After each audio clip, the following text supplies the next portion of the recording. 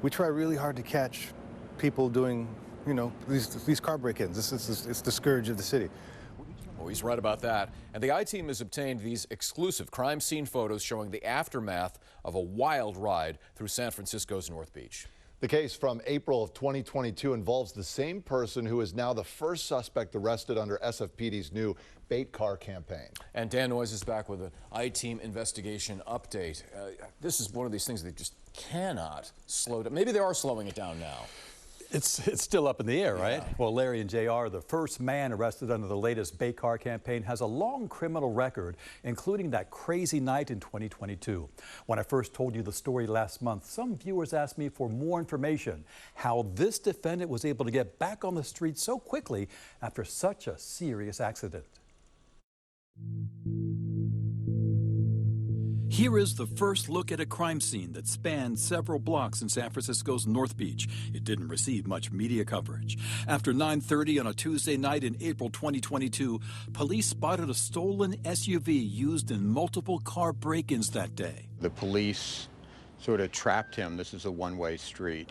They trapped him down there. Police had the suspect, 24-year-old Robert Sanza, in a dead end on Union Street past Montgomery, but he rammed the SUV into a patrol car and sped away. He took out this garage on Alta Street, sideswiped cars, and returned to the intersection where Officer Riley Bandy had just pulled up, getting out of his patrol car. He just headed right straight for my car and tried to run me over, so I had to jump back into my car to avoid getting killed. He was aiming for you? Yeah. Your body? Oh, yeah, because I jumped back in, and he slammed right into my car. You know, if I had waited a second more, I'd have been dead. So, and then he did it again. I tried to get out of the car, same thing. He backed up, did it again. Bandy left by ambulance and says he still feels the effects of the back injury he suffered that night. Next, Sanza drove onto the sidewalk, hit this staircase, took out a Vespa, made it to Columbus and Broadway where he slammed into a civilian's car, injuring him.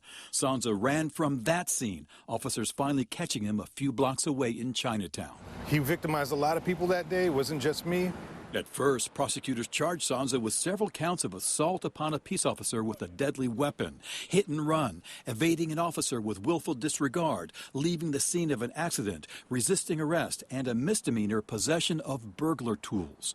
In a plea deal, all the charges got dismissed, except a single count of evading an officer. So I was really surprised to know that they really dropped, you know, almost everything. That court proceeding also included an incident from February 2nd of last year. Police responded to the Japantown garage for a report of an auto burglary. Officers tried to detain Sanza as the suspect, but he fled, got in his car, ran over an officer's foot, and hit a parked car. That case brought 9 more charges, including assault upon a peace officer, burglary of a vehicle, hit and run, and resisting arrest.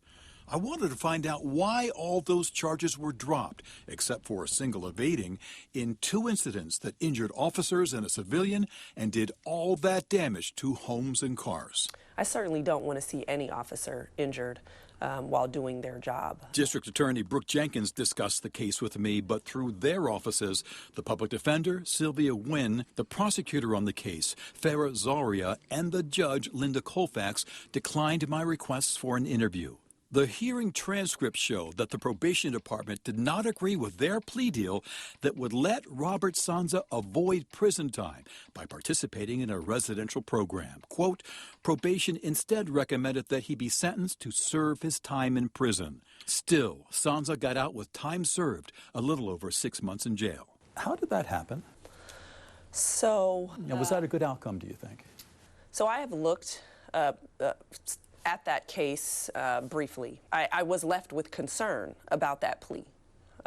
It is not something that, on its face, I believe I would have done. This case began under former prosecutor Chesa Boudin before his recall, but it wrapped up in the early months of Brooke Jenkins' administration. There was a culture that had been established here by the prior administration of very lenient plea offers, and it takes time to sort of correct course to have lawyers understand the true value of a case, the true public safety risk that certain people pose. Robert Sanza got arrested again September 1st. He's accused of breaking into a bait car, taking Burberry bags belonging to San Francisco Police Department. On the same day, he's also charged with breaking into 2 rental cars, including this one with out-of-state plates at this parking lot along the Embarcadero. Linda and Dan Olegus lost cash, a $1,200 iPad, and a $3,500 laptop. Does it mean anything at all that the police were able to catch your guy with their bait car? It worked. I mean, their law enforcement technique worked. It does, but then, let's see what happens to this guy. Because, it wasn't his first rodeo. It's a professional job. What are they going to do? Slap him on the wrist and let him out in a couple months?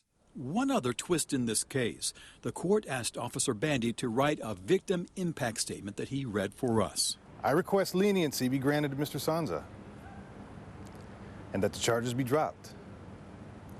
I said mercy always triumphs against judgment. Let us end 2022 with mercy and forgiveness and grant Mr. Sanza his freedom. There is no indication from the transcripts that the judge considered Bandy's statement or even read it. Between him and I, there's forgiveness, I had no idea that he would go out and do it immediately again as soon as he got out. That's the Bay Area for you, though. That's, these crimes happen so often. Robert Sanza has a trial date at the end of December. It will probably push into the new year. In the meantime, he remains in San Francisco County Jail.